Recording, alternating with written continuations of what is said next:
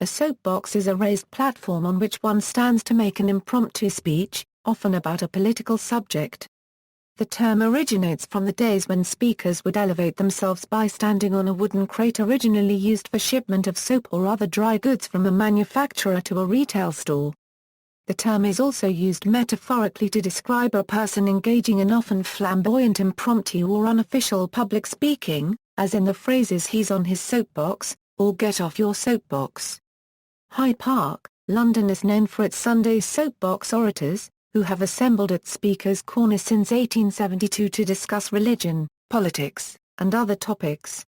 A modern form of the soapbox is a blog, a website on which a user publishes their thoughts to whomever they are read by. History.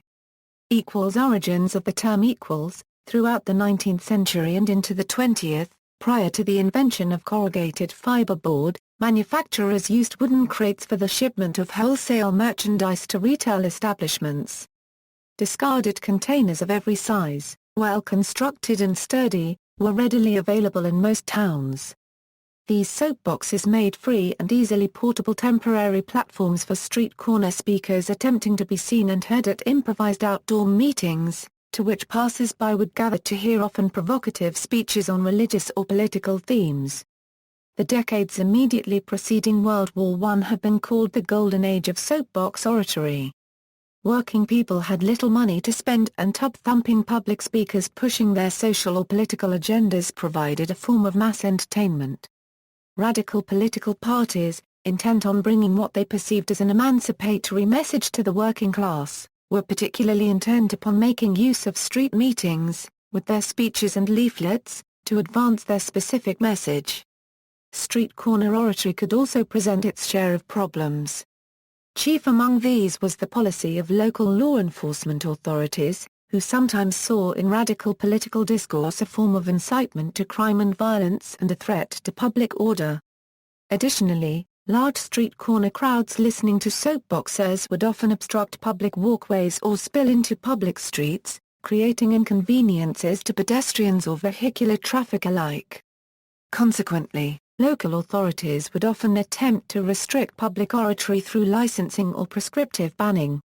This conflict between dedicated political or religious partisans, on the one hand, and civil authorities intent upon the maintenance of public order, on the other, made soapboxing a matter of frequent public contention. Throughout its history, soapboxing has been tied to the right to speak. From the period 1907 to approximately 1916, the industrial workers of the world conducted dozens of free speech fights in the United States, particularly in the West and the Northwest, in order to protect or reclaim their right to soapbox.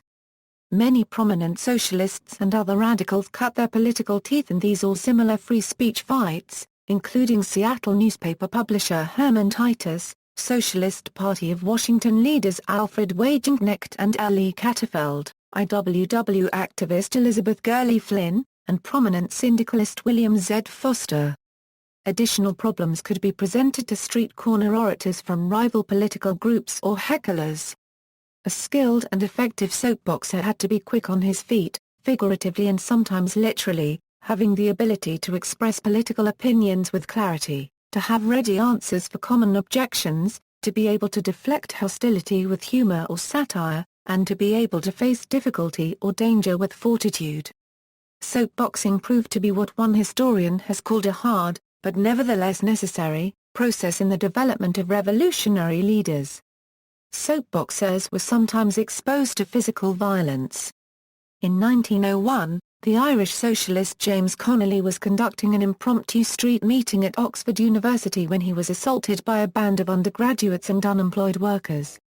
They chased Connolly through the town, throwing stones at him, which caused him to retaliate with a flagpole of the red flag which he was carrying, laying out 4 of his assailants before police intervened.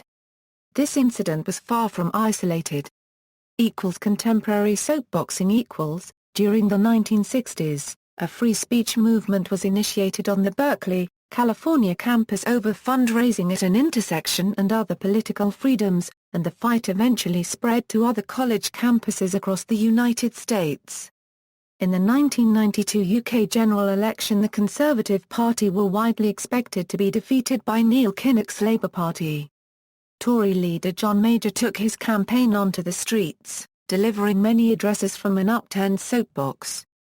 This approach stood in contrast to the Labour Party's seemingly slicker campaign, and it chimed with the electorate, along with hard-hitting negative campaign advertising focusing on the issue of Labour's approach to taxation.